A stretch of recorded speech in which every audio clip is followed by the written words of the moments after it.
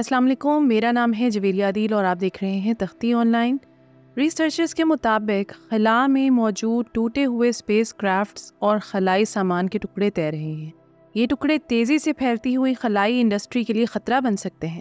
خلا میں موجود یہ کوڑا کرکٹ دوسرے سیٹلائٹس اور خلائی مشینری کے ساتھ ٹکرا کر نہ صرف نقصان پہنچا سکتا ہے بلکہ مکمل ان سیٹلائٹس اور خلائی مشینری کی تباہی کا باعث بھی بن سکتا ہے۔ ریسرچرز کے مطابق ہمیں اس مسئلے سے نبٹنے کے لیے بین الاقوامی طور پر کچھ اصول وضع کرنے ہوں گے تاکہ خلا کو مکمل طور پر صاف کیا جا سکے۔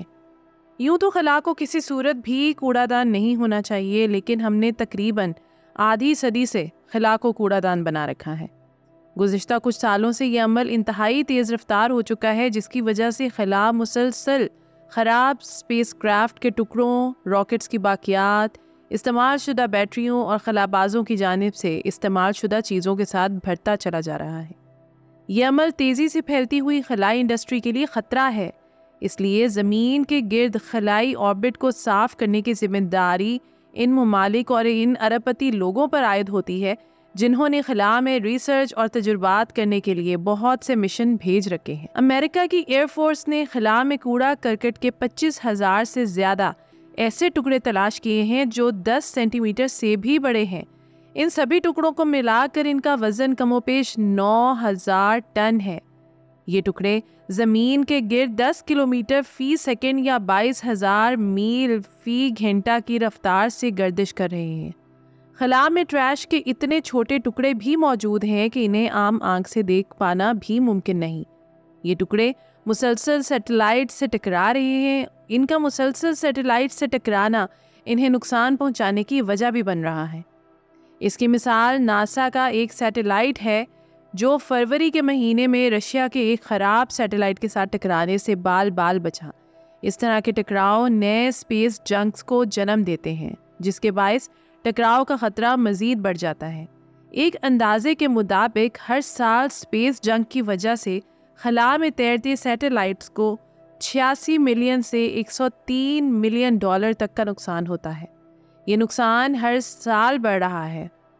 اس کی وجہ یہ ہے کہ ہر سال نئے سیٹلائٹس کو لانچ کیا جاتا ہے۔ ہر نئے سیٹلائٹس کے لانچ کے ساتھ ٹکراؤ کے امکانات اور وسیع ہو جاتے ہیں۔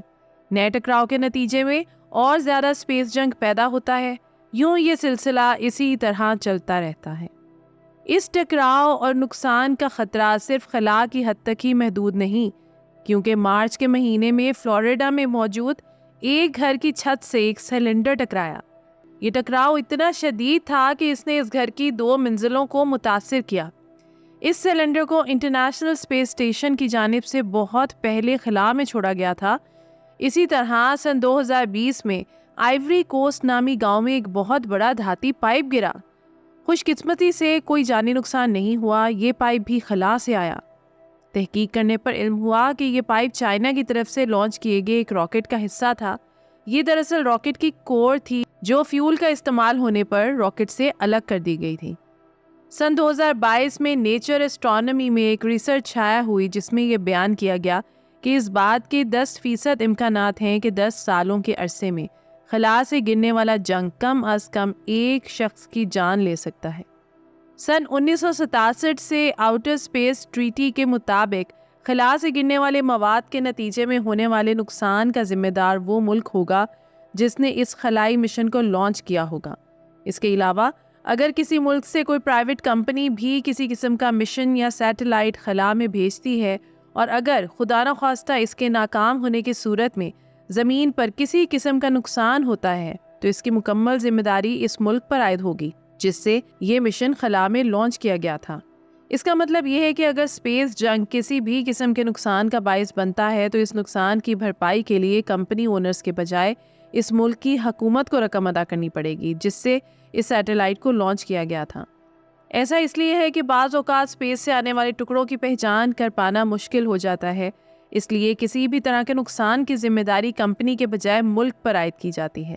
لیکن یہ قانون فائدہ مند ثابت نہیں ہوا کیونکہ ممکنہ نقصان کی صورت میں کسی بھی ملک پر اس کی ذمہ داری عائد کرنا مسئلے کا حل نہیں۔ ایسا کرنے سے کیا نقصانات ہونا رک جائیں گے؟ جواب ہے بالکل نہیں۔ اس لیے کسی بھی ملک پر ذمہ داری عائد کرنے سے کہیں زیادہ بہتر حل یہ ہے کہ خلا میں موجود کوڑا کرکٹ کو صاف کیا جائے اور آئندہ کے لیے خلائی کوڑے کو خلا میں کھلا چھوڑنے کے بجائے محفوظ طریقے سے ٹھکانے لگایا جائے۔ ریسرچرز کا کہنا ہے کہ ہمیں اس مسئلے کے حل کے لیے کچھ قوانین وضع کرنے چاہیے، جن میں سے ایک قانون یہ ہو کہ ایسے اسپیس کرافٹس اور راکٹس بنائے جائیں جو اپنے لائف سائیکل کے بعد بھی کچھ فیول کو سٹور کرنے کی قابلیت رکھتے ہوں۔ ایسے راکٹس اور اسپیس کرافٹ بنانے کا ایک فائدہ یہ ہوگا کہ جب یہ اپنے مشن کا دورانیہ گزار چکے ہوں گے تو انہیں خلا میں ہمیشہ کے لیے گھومنے کے بجائے زمین پر واپس بلا لیا جائے گا۔ اس سے خلا آلودہ نہیں ہوگی۔ مزید یہ کہ جو کمپنیاں اس اور اس جیسے دوسرے قوانین پر عمل درآمد نہ کریں، ان پر بھاری جرمانہ عائد کرنے کے ساتھ ساتھ سخت پابندیاں بھی لگنی چاہیے۔ اس وقت خلا ایک کباڑ خانے کی شکل اختیار کر چکا ہے۔ یہ کباڑ خانہ ٹوٹے پھوٹے سیٹلائٹس اور باقی کئی طرح کی دھاتی چیزوں سے بھرا پڑا ہے۔ خلا میں موجود یہ کباڑ اور ایکٹیو سیٹلائٹ مسلسل زمین کے گرد گھوم رہے ہیں۔ گھومتے گھومتے یہ سیٹلائٹ اکثر ایک دوسرے کے انتہائی زیادہ قریب آ جاتے ہیں۔ اگر ان سیٹلائٹس کا آپس یا خلا میں تیرتے کسی بھی دھاتی ٹکڑے سے ٹکراؤ ہو جائے تو یہ کریش کر جاتے ہیں۔ اس کے نتیجے میں اور زیادہ ٹکڑے خلا میں پھیلتے ہیں۔ دن بدن خلا آلودہ سے آلودہ تر ہوتی چلی جا رہی ہے۔ ریسرچرز اس بات کو لے کر خاصے پریشان ہیں کیونکہ خلا کو موسم کی صورتحال، کمیونیکیشن اور دوسرے کئی مقاصد کے لیے استعمال کیا جاتا ہے۔ ان کے مطابق اگر خلا کو صاف کرنے کی منصوبہ سازی نہیں کی جاتی تو مستقبل میں شاید ہم اس سے مستفید نہیں ہو پائیں گے، کیونکہ دن بدن خلا بد سے بدتر ہوتی چلی جائے گی۔ سن 2013 میں اسی حوالے سے گریوٹی نام کی ایک مووی ریلیز ہوئی۔ یہ سائنس فکشن فلم تھی جس میں دکھایا گیا کہ کچھ خلابازوں کا اسپیس کرافٹ خلا میں موجود ٹریش سے ٹکرا کر ڈیمیج ہو جاتا ہے، جس کی وجہ سے وہ خلا میں پھنس جاتے ہیں۔ اگرچہ یہ فلم سائنس فکشن تھی، لیکن اسپیس ٹریش کے نقصانات سائنس فکشن نہیں بلکہ حقیقت پر مبنی ہیں۔ اگر زمین کے گرد خلا کے آربٹ میں بہت سے سیٹلائٹس آپس میں ٹکراتے ہیں تو زمین کے گرد موجود آربٹ ٹریش سے بھر جائے گا۔ اسے کیسلر سنڈروم کہا جاتا ہے۔ 2023 میں ہونے والی ایک ریسرچ میں کہا گیا کہ زمین کے لو آربٹ میں زیادہ سے زیادہ 72,000 سیٹلائٹس کو چھوڑا جا سکتا ہے، اور اگر مسلسل سیٹلائٹس کے ایک دوسرے کے ساتھ ٹکرانے کے واقعات رونما ہوتے رہے تو یہ نمبر مزید چھوٹا ہو جائے گا۔ ہم ہر گزرتے دن کے ساتھ اس لمٹ کے اور زیادہ قریب ہوتے جا رہے ہیں۔ اس کی سب سے بڑی وجہ پرائیویٹ کمپنیاں ہیں جو آئے دن نئے تجربات کر رہی ہیں۔ اس وقت خلا میں تقریباً 10,000 کے قریب ایسے سیٹلائٹس موجود ہیں جو ایکٹیو ہیں۔ آپ شاید یہ جان کر حیران رہ جائیں گے کہ ان میں سے 6,000 سیٹلائٹس کو گزشتہ 3 سالوں میں خلا میں لانچ کیا گیا ہے۔ خلا میں موجود 10,000 سیٹلائٹس میں سے 6,500 سیٹلائٹس ایلون مسک کی کمپنی اسپیس ایکس کی جانب سے خلا میں بھیجے گئے ہیں۔ ایلون مسک اور ان کی کمپنی آئندہ کچھ سالوں میں کل 42,000 کے قریب سیٹلائٹ خلا میں بھیجنے کا ارادہ رکھتی ہے۔ اسپیس ایکس اور دوسری کئی کمپنیاں بڑے بڑے راکٹس پر کام کر رہی ہیں تاکہ خلا میں مزید سیٹلائٹس لانچ کیے جا سکیں۔ ٹیکساس میں ایلون مسک کی کمپنی اسپیس ایکس کی جانب سے بنایا گیا اسٹار شپ راکٹ تجرباتی مراحل سے گزر رہا ہے۔ اس وقت یہ کمپنی خلائی مشنوں کے لیے فالکن 9 نامی راکٹ کا استعمال کر رہی ہے، لیکن اسٹار شپ راکٹ اس سے کہیں زیادہ بڑا ہے۔ یہ راکٹ فالکن 9 کے مقابلے میں 6 گنا زیادہ سیٹلائٹس کو خلا میں لے جانے کی صلاحیت رکھتا ہے۔ مزید یہ کہ اس راکٹ کا استعمال اس سے پہلے والے راکٹ کے مقابلے میں سستا ہے۔ مستقبل میں اسپیس ایکس کمپنی اس راکٹ کی مدد سے ایسے کئی سیٹلائٹ خلا میں بھیجے گی جنہیں کمیونیکیشن، ریسرچ اور دوسرے کارآمد مقاصد کے لیے استعمال کیا جا سکے گا۔ کسی بھی کمپنی یا کسی بھی ملک کو خلا میں سیٹلائٹ بھیجنے سے قبل باقاعدہ طور پر ایک ادارے سے اجازت لینا پڑتی ہے۔ اس ادارے کا نام انٹرنیشنل ٹیلی کمیونیکیشن یونین ہے، جسے مختصراً ITU کہا جاتا ہے۔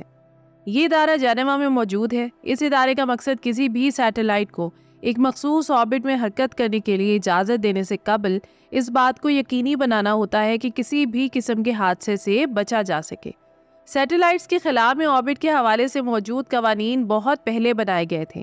یہ قوانین 20ویں صدی کے وسط سے اختتام تک وضع کیے گئے۔ یہ وہ دور تھا جب چند ایک ممالک کے چند ایک سیٹلائٹس خلا میں موجود تھے۔ اس وقت ہم ایک ایسے دور میں رہ رہے ہیں جس میں بہت سے ممالک اور ان میں موجود پرائیویٹ کمپنیاں آئے دن خلا میں سیٹلائٹس بھیج رہی ہیں۔ اس لیے سیٹلائٹ آربٹ کے حوالے سے 20ویں صدی کے اختتام تک بنائے گئے قوانین میں ترامیم کرنے کی ضرورت ہے۔ اگر ایسا نہ کیا گیا تو وہ دن دور نہیں جب ہم خلا کو بھی زمین کی طرح آلودہ کر دیں گے۔ تو یہ تھی آج کی ویڈیو۔ امید کرتی ہوں کہ یہ ویڈیو آپ کے لیے بہت انفارمیٹیو اور دلچسپ رہی ہوگی۔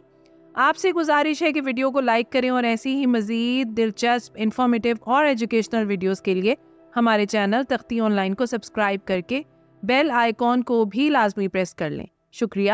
ملتے ہیں ایسی ہی کسی نئی ویڈیو میں۔ مجھے دیجیے اجازت۔ اللہ حافظ۔